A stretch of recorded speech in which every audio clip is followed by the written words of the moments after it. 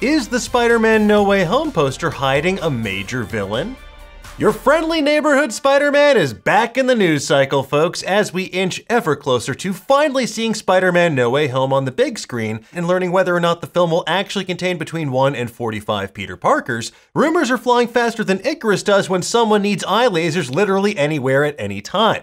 While the internet debates the accuracy of wiener lighting on leaked images and laments that the OG Spider-Man Nicholas Hammond will not be appearing in this movie, Sony created waves of their own earlier this week by releasing the film's first official poster. Suffice to say, the internet immediately went into overdrive analyzing the myriad clues hidden within the poster's depths. Jam-packed with details, the poster confirms many suspicions that fans have had and raises some new ones in the process, including one that I can't believe I'm gonna talk about. Now we're going to break down all the details that you might have missed in the Spider-Man No Way Home poster in just a moment, but if you prefer to read all about it, Rosie Knight has you covered over on Nerdist.com. Now, in order to break down the poster, we might be entering what some consider to be spoiler territory for Spider-Man No Way Home. So if you only clicked on this video because an older boy dared you to, or you're worried about that kind of thing, leave now before you see something shocking. What the f- Alright, let's get into it, shall we? Now, we know that in Spider-Man No Way Home, Peter Parker's efforts to undo his unmasking by Mysterio and J. Jonah Jameson goes awry. After interrupting Doctor Strange casting a spell to make the world forget Peter Parker's true identity, our heroes accidentally tear a hole in the multiverse. I'm sorry, you're saying there's a multiverse? Now, despite Mysterio's lies and Far From Home, the multiverse is in fact very real, and now villains from Spider-Man films of yesteryear are coming to air their grievances with the MCU's Peter Parker. While some have been visually alluded to in the trailer and again here on the poster, let's start with the octopus in the room, shall we? Specifically Otto Octavius, aka Dr. Octopus, who will be played by Spider-Man 2 star Alfred Molina once more. While Molina spilled the beans in advance of the No Way Home trailer, his appearance in front of Spider-Man during a highway ambush remains one of the highlights of the trailer so far. Hello, Peter. On the poster, his mechanical octopus arms are menacingly launching towards Spider-Man, who's wearing the same Iron Spider suit that we saw him rocking in the trailer. And that makes sense because in order to fight an octopus, you need nearly as many arms. Based on everything we see here, the poster could be depicting that same highway battle as teased in the trailer, or maybe it's just a fun way to showcase all the villains that Peter's going to face.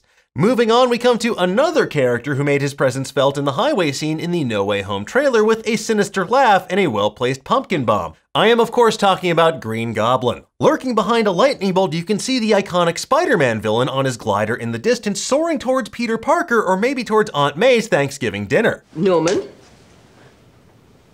Although Green Goblin has appeared in both the Tobey Maguire Spider-Man films and the Andrew Garfield Spider-Man films, you don't have to be something of a scientist yourself to figure out the laugh in the trailer and this costume on the poster belong to Willem Dafoe's version of Green Goblin. Next up we come to that lightning bolt which miraculously isn't striking Green Goblin or Doc Ock or any of the other metal-covered people in this image. Rather, it's an extension of Max Dillon's powers because Electro is returning to the big screen to menace Spider-Man once more. Much like we saw in the trailer, the MCU's Peter Parker will make a shocking discovery when he comes face to face with Electro, especially if Amazing Spider-Man 2 star Jamie Foxx looks half as goofy as he did the first time around. However, considering that the lightning in that movie was blue, I'm keeping my fingers crossed he's getting a much needed redesign. Much more revealing than this lightning bolt though was Jamie Foxx's hastily deleted Instagram post, which showed him fighting not one, not two, but 3 Spider-Mans, a veritable pack of Peter Parkers.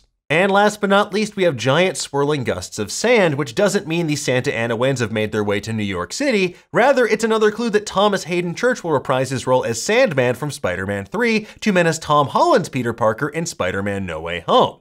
And while Flint Marko and Peter Parker seemingly reconciled at the end of Spider-Man 3, I'm sure this version of Sandman has a good reason for trying to give the MCU Spidey an impromptu beach day. Now, there is at least one villain that we believe to be confirmed that's missing from this poster. I'm gonna put some dirt in your eye. No, not evil Peter. I'm talking about that mysterious lumbering figure who's swiping at Peter Parker through a portal in Doctor Strange's magical murder basement. Now, initially we believed it was Reese Fonz as Dr. Kurt Connors, aka the Lizard, who appeared in Amazing Spider-Man. However, and this could be a major spoiler for Venom Let There Be Carnage, so if you haven't seen Venom 2 yet, leave now. It could also potentially be Venom. As we've explained previously, that hulking figure bears a striking resemblance to everyone's favorite symbiote, who's now in the Marvel Cinematic Universe after being magically transported there from the Sony Spider-Man universe in the post-credit scene of Venom: Let There Be Carnage. But whether it's Venom or the Lizard in that movie is a question for another day, because we have a much bigger and frankly much crazier fish to fry.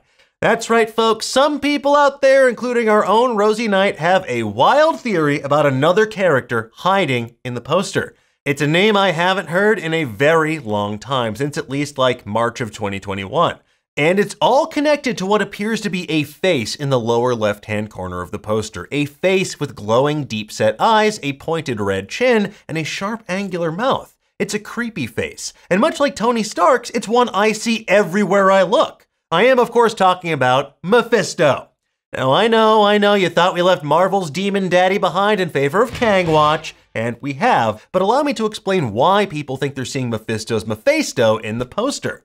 Based on everything we know about Spider-Man No Way Home so far, the film is adapting a handful of comic book storylines, including One More Day, One Moment in Time, Brand New Day, and Happy Birthday, all of which involve Peter Parker trying to erase the world's memories of the revelation that he is secretly Spider-Man.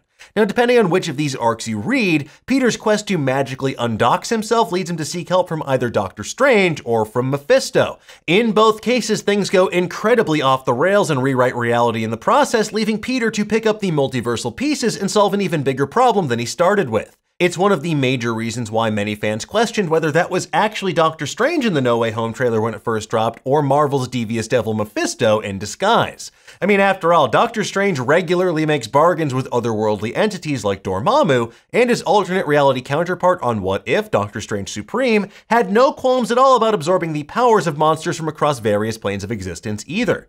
And while Mephisto has become something of a meme-fisto since WandaVision, it's not implausible to assume he will appear in the MCU at some point.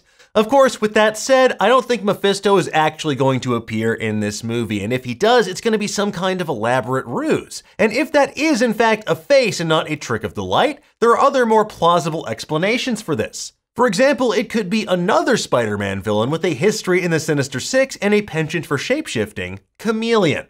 The Chameleon's alter ego, Dmitry Smerdyakov, actually appeared in Spider-Man Far From Home as one of Nick Fury's agents who was tasked with keeping an eye on Peter. Now, considering how lax S.H.I.E.L.D. and Nick Fury's HR departments have been in the interview process over the years, it's entirely possible Dmitry could be playing the long con and has some sort of unknown axe to grind with Peter Parker. That is Dmitry.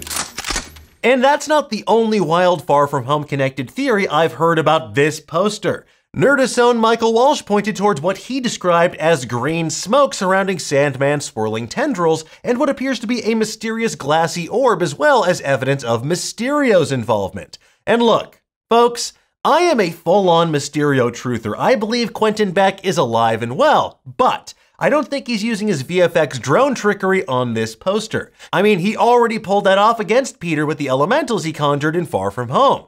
Of course, with that said, I do hope he makes an appearance in costume no matter how much he hates wearing it. Somebody get this stupid costume off me! Of course, folks, we are entering into the multiverse, and based on the upcoming Doctor Strange sequel, we do know that it's full of madness, so truly anything could happen. But for now, we're trying to keep our expectations as grounded as Uncle Ben.